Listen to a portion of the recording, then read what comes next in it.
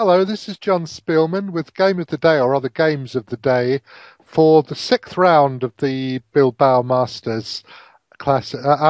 It's been a fantastic tournament, and of course it started with Carlsen losing to Nakamura for the first time after 30, apparently 30 classical games in which Carlsen had won 12 and drawn 18.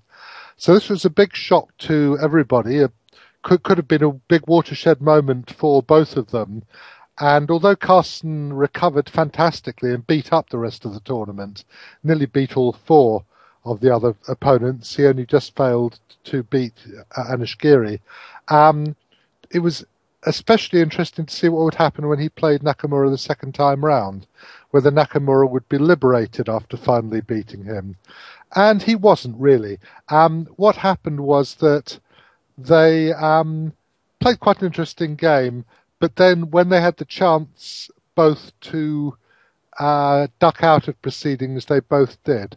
So let's have a look at it quickly. It's Catalan.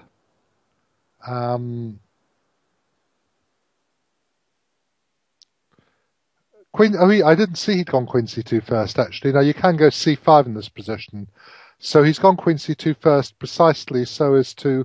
We went away from this for a bit while we were commentating, and I didn't see the move order. Well, okay, that makes sense, because otherwise Carlsen might have played D takes C4. Well, black can play C5 in this position. I thought that was the recommended response, but Carlsen just went C6, castles, B6. So they got a normal Catalan, and they wandered along the main line stuff.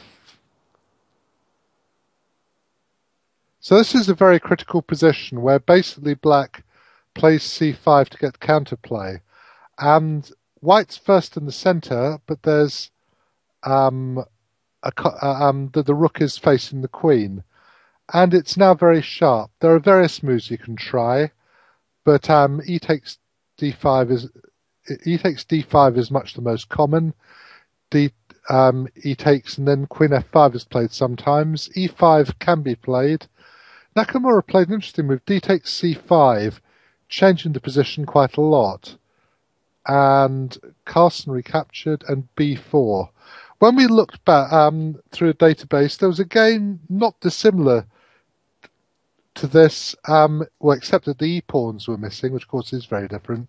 A game, Leonid Stein against Misha Tal in a Russian championship 45 years ago, which Stein eventually won. And the big deal in this position is that if you take on c5, then white will play b5, leaving this c-pawn as a prisoner, basically, to be captured later, and blocking the c-file. And white hopes that by recapturing with the knight in c4, he'll get a positional advantage. And there's also, if the knight ever goes to b6, then white will have a4 to a5 to displace it. And what Carlsen did, he played a5 first, which I think is a pretty good idea.